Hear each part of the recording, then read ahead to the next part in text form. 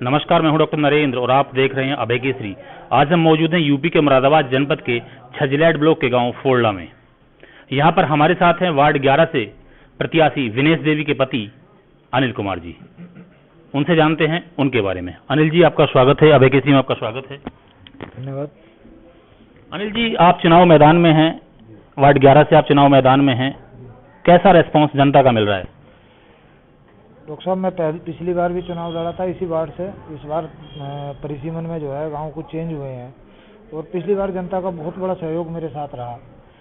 मैं इंडिपेंडेंट के रूप में निर्दलीय चुनाव लड़ा था और मैं मुश्किल से 100 से 150 वोटों के बीच अंतर से चुनाव हारा था। मेरी ग्राम पंचायत उस समय इस वार्ड से बाहर थी। इस बार मेरे नज़दीकी गाँव, मेरी ग्राम पंचायत और काफ़ी कम से कम 5 से 7, 8-10 हज़ार वोट इधर का जुड़ा है। और इस बार भी लोग पिछली बार की तरह उससे भी ज़्यादा सहयोग करने को तैयार हैं। सहयोग, समर्पण है पूरी क्षेत्र की जनता का मेरे साथ। क्षेत्र की जनता मेरे साथ है। आज ही मेरे चुनाव कार्यालय का उद्घाटन माननीय मंत्री जी चौधरी भूपेंद्र सिंह जी और भारतीय जनता पार्टी के जिलाध्यक्ष माननीय राजपाल चौहान जी द्वारा किया गया है। और आज ही एक अपार भीड़ यहाँ पर मेरे ग्राम पंचायत फोड़ला पट्टी में ही एकत्र हुई और लोगों ने बहुत ही सहयोग किया है मुझे। जितना प्यार, जितना आशीर्वाद पिछली बार दिया था उससे भी ज़्यादा इस बार मुझे प्यार और सहयोग मिल रहा।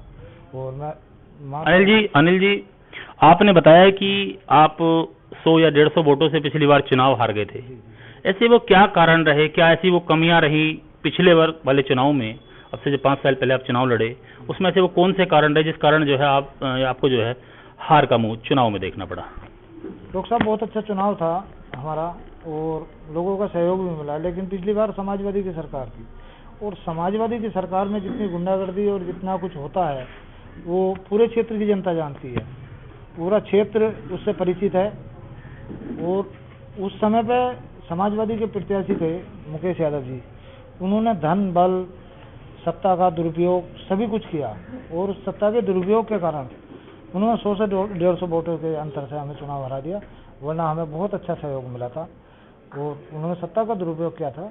अनिल जी, आपने बताया कि जो पिछला चुनाव था आप वो दबंगता के कारण चुनाव हार गए थे। पार्टी, समाजवादी पार्टी की सरकार पिछली बार थी। इस बार भारतीय जनता पार्टी की सरकार है और जो प्रत्याशी पूर्व में थे वो प्रत्याशी आज भी फिर मैदान में है। आपको क्या लगता है उनके सामने आप कैसे स्टैंड कर पाएंगे?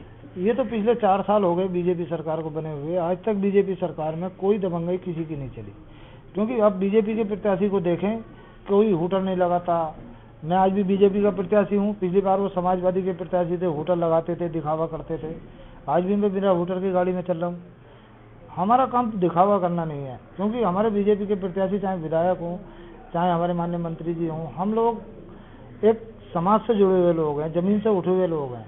हम ना ही ठेकेदारी करते हैं, ना ही दलाली करते हैं। हम इस तरह का पैसा नहीं कमाते कि उसका दुरुपयोग करा जाए। अनिल जी, आपने बताया दलाली की बात आप कर रहे हैं। अच्छा, आप चूंकि पहले भी लगातार गांव में, जो फोड़ला गांव है, इसमें आप लगातार ग्राम प्रधान रहे। आपको क्या लगता है कि आपने ग्राम प्रधान रहने के दौरान आपने अपने गांव में ऐसे कौन से वो विकास कार्य किए जो जनता को आप बताएं? मेरे यहाँ 10 साल में लगातार ग्राम प्रधान रहा। देखिए, 5 साल पहली बार तो कोई भी प्रधान बन जाता है, झूठे वादे करके बन जाता है, लेकिन 5 साल के बाद जो लगातार दूसरी बार उसका नंबर आता है, तो दूसरी बार में वो प्रधान नहीं बनता। उसके जो कर्म होते हैं 5 साल के, जो 5 साल अच्छे कर्म करता तभी दोबारा प्रधान बनता, वरना दोबारा ज़्यादातर 90% लोगों को दूसरी बार हार का मुंह देखना पड़ता है, क्योंकि कहीं ना कहीं वो जनता को खुश नहीं कर पाते। तो इसलिए बहुत विकास हुआ मेरे 10 साल के कार्यकाल में। उसके बाद मैंने प्रधानी का चुनाव नहीं लड़ा।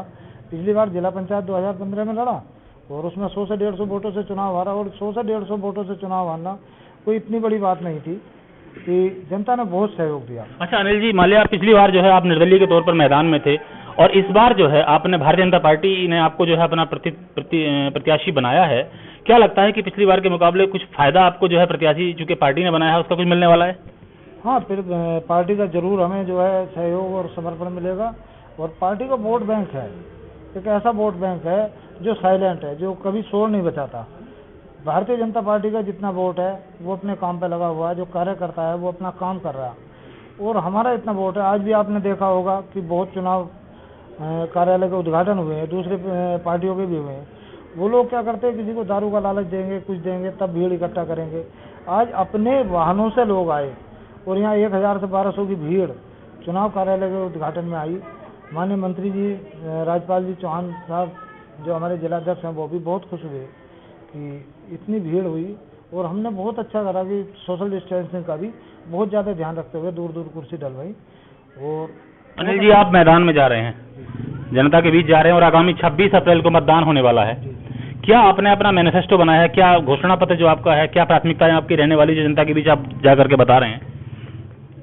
मेरा सबसे पहला तो एक काम है, मैं चाहता हूँ, मैंने जो देखा है क्षेत्र में जाते हुए कि ज़्यादातर हमारे यहाँ जो हमारी एक सरकार ने एक योजना निकाली है, योजना बनाई है भारतीय जनता पार्टी की सरकार ने, कि जितने भी हमारे शमशान घाट हैं उन शमशान घाट की ज़मीनों पर लोगों ने अवैध कब्जे करके ख़त्म कर दिए हैं।